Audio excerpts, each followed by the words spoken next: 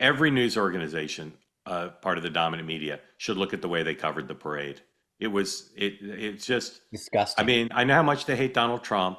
I know that Donald Trump did some things in terms of spending the money and whatever, but he gave a very dignified-ish 7-minute speech. It was about celebrating the military, and a few people in the press, a few columnists on the left said, "Okay, it wasn't so bad." But Sean, what does the coverage of the parade mean for the future? I'm looking for an item real quick. So look, the reason I think it's important is that the Army and the Navy were founded before the country, right? So my point is that this year we will careen into the 250th anniversary of the country. How do they handle that? The idea that most of these people called it Trump's parade is disgusting. CNN didn't bother to air the end of that beautiful celebration the other night, which I stole and posted if you want to go see it. It was moving and patriotic. And the idea that they chose to cover rallies called No Kings, when we don't, I mean, it was embarrassing for the media how this was Well, covered. let me ask. Go ahead. Hold on. And just the idea, and I've been saying this for a week leading up to this event. The United States Army alone has lost over 1 million Americans in the service of this country to give people the freedom to go do stupid crap like they did this weekend. And the idea that for one day, which also happened to be Flag Day, that you can't just stop and recognize that service is pathetic. And I put up with a lot of stuff to flag burning and things over the years and said this is, but at some point, if you don't want to be in this country, then leave, get out. But there are people that have fought and died for the freedom that give us the ability to have this platform to allow you to protest. And if you want to go around and make fun of the president of the United States on a day, any day, go 365 of 4 other days, unless are we in a leap year? You can do anything you want. But let me. Just pay a little respect to the people who actually serve this country. And I found it pathetic. This is the tweet from Chris Cillizza. I've never heard Trump given such a short speech. For all the people who said this would be about Trump, it hasn't been. And I tweeted back, all the people were you guys in the media. This wasn't like, they're acting like somehow they weren't complicit in this. The media's coverage of this was disgusting. And as we head into the 250th anniversary to celebrate this country, I hope that they learn a lesson from this. There's the World Cup, there's the Olympics, etc. And my question to you, Sean, is if you were the White House communications director and you said, we want this coverage to be for everyone. We want the coverage to not be hostile to Donald Trump, but be a celebration of these upcoming events.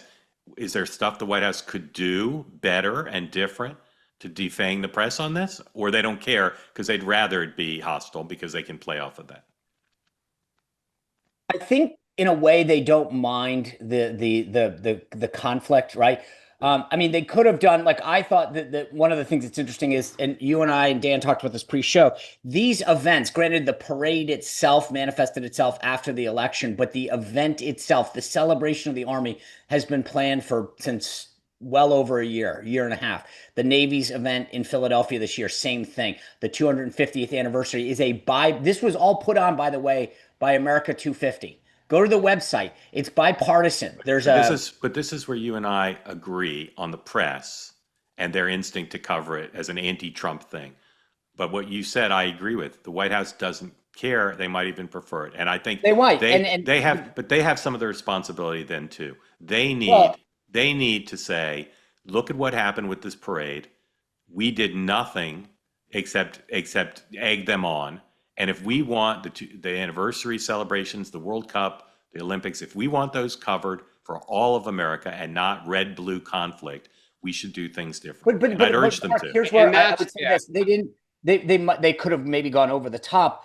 But for all the coverage about Trump's birthday, the only people who actually acknowledged Trump's birthday was the media. He didn't bring it up. I, They didn't bring it up. I agree. This is mostly driven by the press. Dan, let me say one more thing and then get you in. I agree. It's mostly driven by the press's attitude. But what I'm saying is the White House, I think, likes this because they like another source of conflict, and Yeah. they shouldn't. They should go to the press and say, folks, this is not about Donald Trump. This is about America. He's president. He's trying to preside over a ceremony for all the country. It may help Donald Trump politically, but that's not your decision to make, Dan. Yeah, that's what I was going to say is if they really wanted this to be a bipartisan celebrate or a celebration of the military, you would make it bipartisan. Invite Democrats who served in the army. There's plenty of them. Now, if they decline, put it out. Then Sean, you can really go on offense, right? This is bipartisan. It's not about Trump. We invited all these Democrats to come and honor the army or later the Navy or whatever. They turned us down, like, to them, it's partisan, and to us, it's not. I agree. I think the White House loves this. It puts Trump on the side of the military. But I agree. The no king stuff is the dumbest thing I've ever heard. I got in an argument with my own family about this. Like, to me, it's just all over the map. The idea that he's a king is just absurd. But you guys do me a favor. Silly. Let just humor me for 60 seconds. War game this out. I take Dan's advice. I call Stephen Chung, the comms director, Taylor Budowitz, and say, hey, we had a great conversation on this morning. Dan threw out an idea. You should invite a bunch of high profile. So you know what? Mark Kelly from Arizona, Navy veteran, invite him.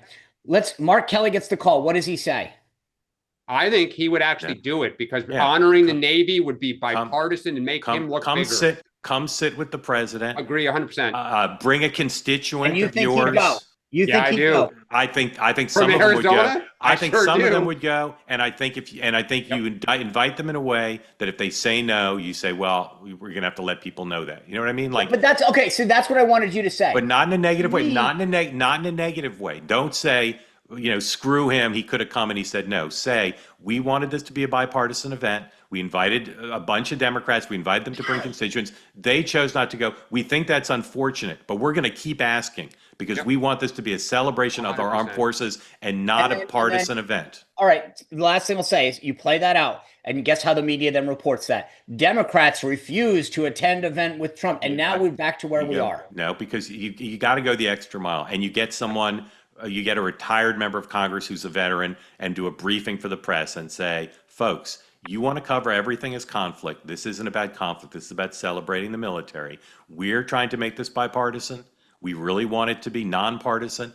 And it's unfortunate that Democrats won't, but we're going to keep fighting to find some Democrats who want to be part of this. And they would. So just I had a conversation with somebody yesterday afternoon who holds a very high profile, nonpartisan office, who said to me, I was excited to go. I was invited to sit in that box.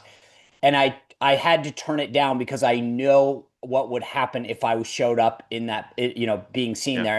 And that person, no, I'll keep the gender.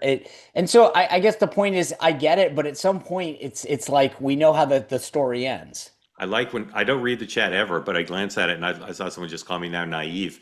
I will say, you can consign yourself to an America where we can't celebrate the military under certain types of presidents for all the country. I don't accept that status quo. I want to make it better because I don't think we should live in a country where we can't celebrate the Olympics or anything else that should bring us together because people have hatred towards the incumbent president. There you go. They say that something that's easy is like a walk in the park. Well, easier than a walk in the park, hit the subscribe button, be part of the two-way community, never miss an episode, be part of our conversations. Thank you for your service to America.